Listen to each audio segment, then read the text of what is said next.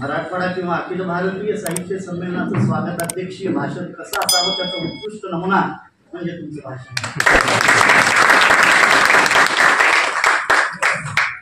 हिंगोली शहराला इतका ऐतिहासिक आणि अतिशय समुचित योग्य तोड न जाऊ देता त्यांनी जो इतिहास मांडला ते सारं शब्दातीत आहे. आमचे दुसरे मित्र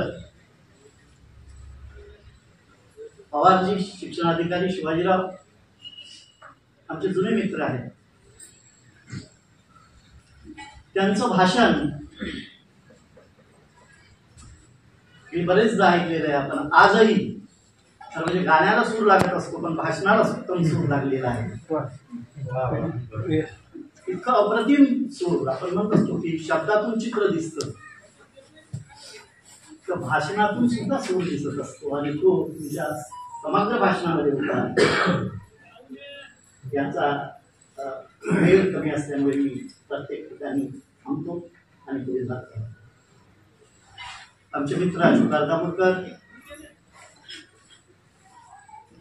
इतका या संमेलनाला प्रतिसाद देत असताना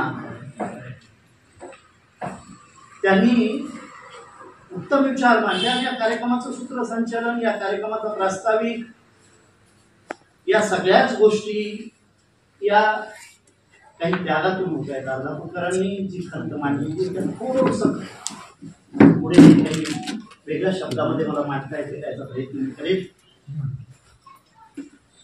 कारण हे संमेलन नवोदितांचं आहे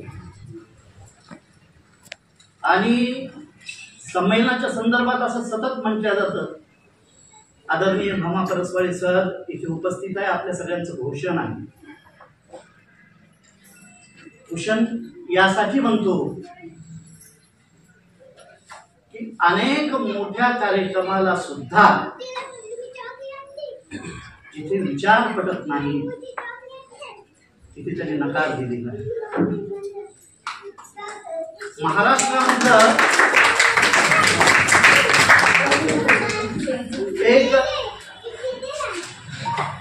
म्हणजे सरांना आता अर्धापूरकर सर म्हणते की सरांचा परिचय हा त्यांना द्यायचा होता. सरांनाही आवडत नाही खरं म्हणजे असा परिचय देणं.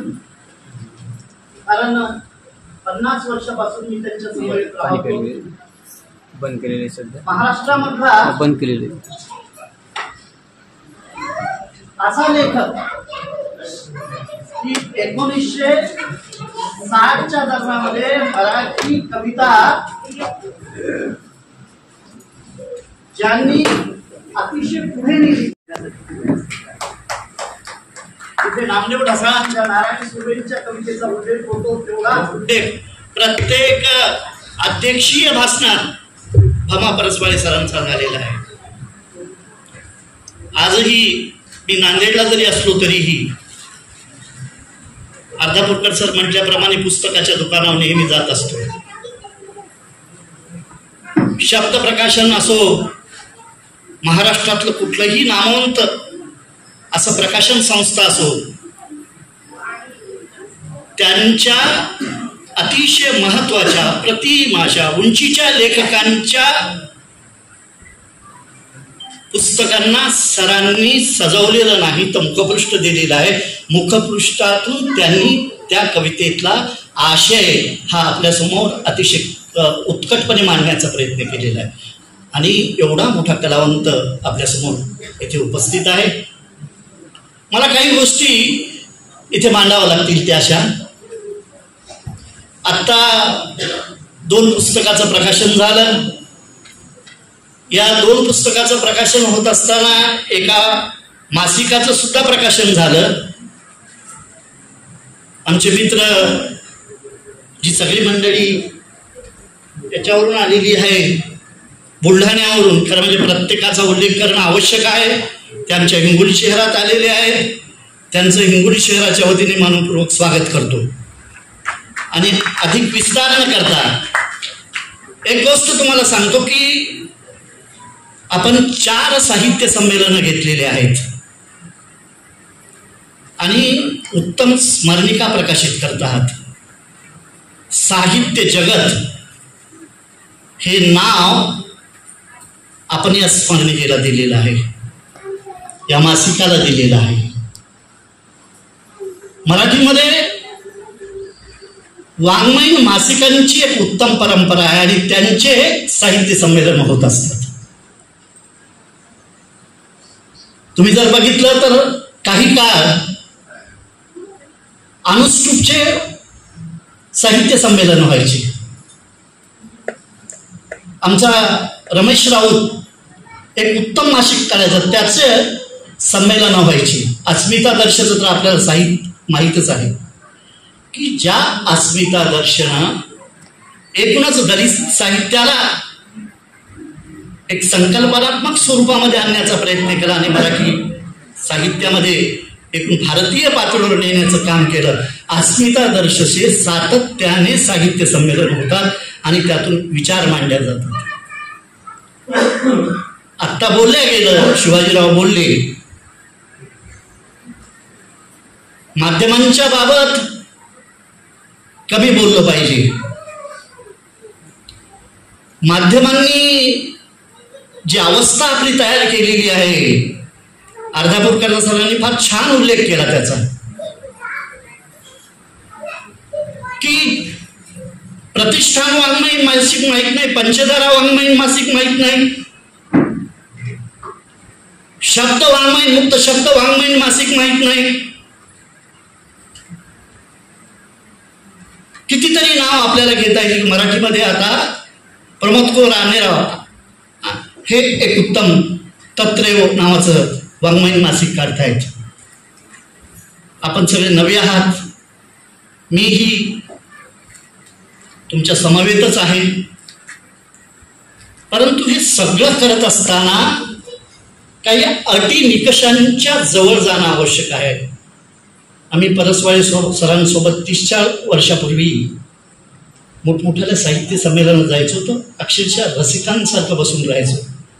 नामदेव ढसाळ काय आहेत, राजा ढाले काय आहेत, त्यांचे विचार काय आहेत आणि साहित्यिकांनी काय केलं पाहिजे, कसे विचार मांडले पाहिजेत. आता आमचे दिलीपराव चव्हाण बोलून गेले, उत्तम बोलले, मला फार आनंद झाला. त्यांच्याबद्दल नेता हा आता पुढे येतो आहे, खरोखर अभिनंदनाची बात आहे. एकदा पंडित जवाहरलाल नेहरू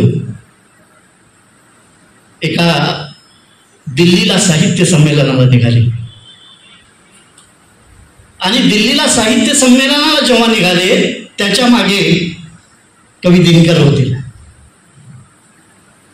पंडित जवाहरलाल नेहरू पुढे निघाले आणि कवी दिनकर मागे होते. नेहरू पुढे निघाले आणि त्यांचा पाय डगमगला. कवी दिनकरांनी लगेच त्यांना सावरलं. तेव्हा नेहरूजी म्हटले की काही गरज नाही सावरायचं, मी सावरतो. तेव्हा दिनकरांनी फार सुंदर मिश्किल असं भाष्य केलं. ते असं की जेव्हा राजकारण डगमगतं त्यावेळेस ते साहित्यिकाला सांभाळावं लागतं. आज